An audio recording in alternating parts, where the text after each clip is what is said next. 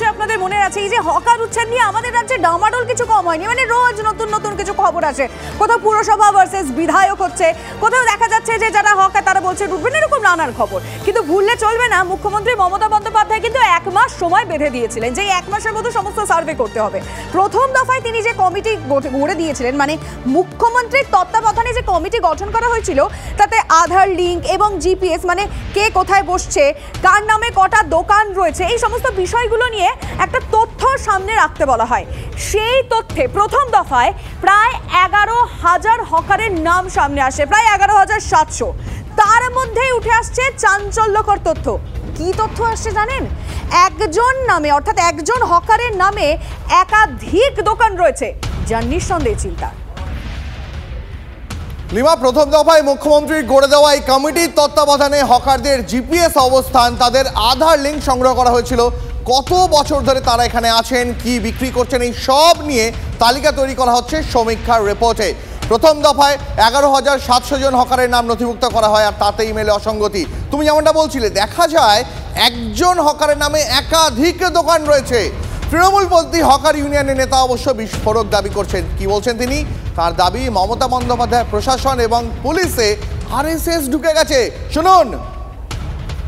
পশ্চিমবাংলার মতন রাজ্যেও প্রশাসক এবং পুলিশের মধ্যে একটা বড় অংশ বিজেপি এবং আরএসএস ঢুকে আছে।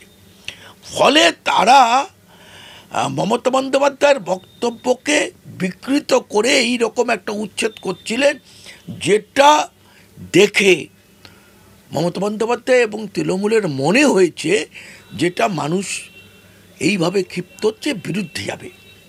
এটা চাইনি, মমতা বন্দ্যোপাধ্যায় বলেনি।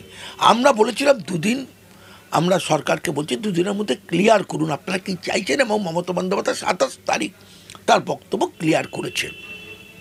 ফলে এটা পার্টির মধ্যে চাপ নয়, তৃণমূলের মধ্যে মমতা বন্দ্যোপাধ্যায় যা বলবেন তাই হবে, তার বাইরে কিছু নয়। যদিও তৃণমূল বিধায়ক এবং মেয়র পরিষদ দেবাশিস কুমার দাবি করছেন চাপের কোনো বিষয় নয়, এতদিন মূল স্পটগুলিতে সার্ভে চলছিল, আজ থেকে ওয়ার্ড ভিত্তিক শুরু হলো। চাপ না চাপ এটা প্রশ্ন নয়, প্রশ্ন হচ্ছে সার্ভে, সেটা আগেও হচ্ছিল এখনও হচ্ছে, একদমই ঢিমেতালা হয়নি। আমাদের সার্ভের যে কাজ সেটা পুরোদমে চলছে, এবং সেই সার্ভের কাজ হবার পরেই তারপরে আমাদের এই মিটিং হবে, তাতে যা যা সিদ্ধান্ত হবে সেগুলো হবে। আমি চাই না কারো ব্যবসা বন্ধ হোক। আমি 1 মাস টাইম আপনাদের দিলাম, কিন্তু তার মধ্যে সার্ভে চলবে এবং গোডাউন করবার জন্য বাড়ি খোঁজা চলবে, এবং কিছু কিছু জায়গায় খালি বিল্ডিং পেলে বিল্ডিংটা তৈরি করে দেওয়া হবে, সেখানে মার্কেটটা শিফট করতে হবে। আমি এখনই উচ্ছেদের মধ্যে না গিয়ে 1 মাস যেহেতু টাইম নিয়েছে ওরা, এই 1 মাসের মধ্যে আমাদের কাজগুলো কমপ্লিট করতে হবে। আমি 1 মাস বাদে আবার বসবো। মুখ্যমন্ত্রী বলেছেন 1 মাস বাদে তিনি আবার বসবেন। আচ্ছা, 1 মাসের মধ্যে সব সার্ভে কি আদৌ কমপ্লিট হবে? বাস্তব চিত্র কি বলছে? আমি আমাদের প্রতিনিধির সঙ্গে কথা বলতে চাইবো। সৌরভ গুহ রয়েছেন সরাসরি। সৌরভ, ইতিমধ্যেই যে মানে প্রথম দফায় যে সার্ভের তালিকা সামনে এসছে, তাতে 11,700 জনের মধ্যে দেখা যাচ্ছে একজন হকারের নামে একাধিক দোকান। আজকে থেকে আবার ওয়ার্ড ভিত্তিক সার্ভে শুরু হচ্ছে, কতটা সময় লাগতে পারে? নিঃসন্দেহে দেখো, যে সার্ভে এখনো পর্যন্ত হয়েছে সেখানে 11,700 জন হকারের নাম নথিভুক্ত হয়েছে, এবং এটা কিন্তু শহরের প্রাণকেন্দ্রগুলোতে মূলত এই সমীক্ষাটি চালানো হয়েছে। তাতেই যে বেশ কিছু অসঙ্গতি সামনে এসেছে, তার মধ্যে অন্যতম হলো যে একজন হকারের নামে একাধিক দোকান রয়েছে, বেনামে ব্যবসা চালাচ্ছেন অনেকে, একাধিক জায়গা দখল করে রেখেছেন তারা, আসলে মালিক একজন। এই সমস্ত বিষয়গুলো কিন্তু উঠে এসেছে, এবং এই জায়গাগুলিকে, এই অসঙ্গতিগুলিকে কিন্তু বিশেষভাবে লক্ষ্য রাখা হচ্ছে।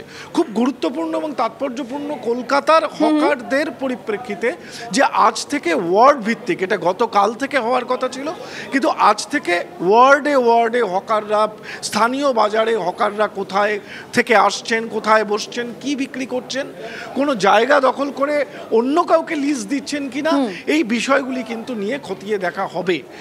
1 মাসের সময়সীমার মধ্যে এটা সম্ভব কিনা এ নিয়ে যেমন একটা প্রশ্ন তুমি তুললে, পাশাপাশি এটাও ঠিক যে এই হকারকে কেন্দ্র করে প্রথম 4-5 দিন পুলিশ প্রশাসনের তরফে যে তৎপরতা বা কোট আনকোট অতি তৎপরতা দেখা গিয়েছিল, তা কিন্তু এখন প্রায় বলা যায় যে নিশ্চিহ্ন। তা নিয়ে কিন্তু কটাক্ষ শুরু করেছে বিরোধী দল। এটাই দেখা যাচ্ছে সৌরভ, যে ওয়ার্ড ভিত্তিক সার্ভে শেষ হবে, তারপরে কবে মুখ্যমন্ত্রীকে রিপোর্ট দেওয়া হয় এবং তার পরবর্তীতে ব্যবস্থা নেওয়া, নজর থাকবে।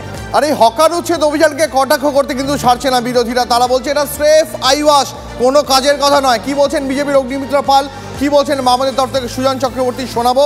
পাশাপাশি শোনাবো শাসক দলের পক্ষ থেকে শান্তনু সেন কিভাবে এটাকে কাউন্টার করছেন। কোনো কনসিস্টেন্সি নেই, যেখানে কোনো প্ল্যানিং নেই, সেগুলো তো সমস্ত আইওয়াশ।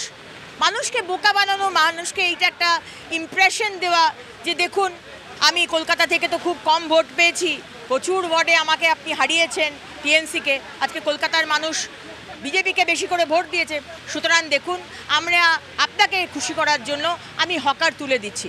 তো এগুলো সমস্ত আইওয়াশ। আবার যে কে সেই সেভাবে বসে গেছে। তো এটা কোনো প্ল্যানিং নেই, কোনো কিছু নেই।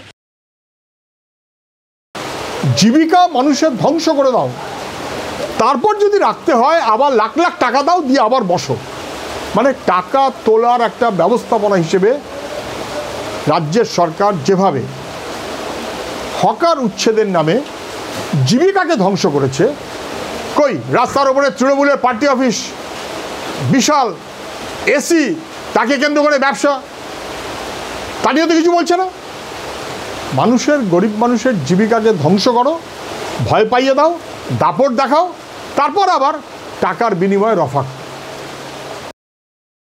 মমতা বন্দ্যোপাধ্যায় নির্দেশ পাওয়ার পরে সরকারি জায়গা দখল করে যে সমস্ত জায়গা ছিল, তৃণমূলের পার্টি অফিসও ছাড় পায়নি, সেটা আপনারা নিশ্চয়ই দেখেছেন। এবং বহু জায়গায় হকার রিওরিয়েন্টেশন মমতা ব্যানার্জি সরকার করেছে, আর বাকি যেটুকু আছে সেটুকু করবে। মমতা ব্যানার্জি মানবিক মুখ দিয়ে হকারদের সমস্যার সমাধান করছেন। মমতা ব্যানার্জি বুলডোজার চালিয়ে বিজেপির মতো গরিব মানুষের পেটে লাথি মারার পক্ষে।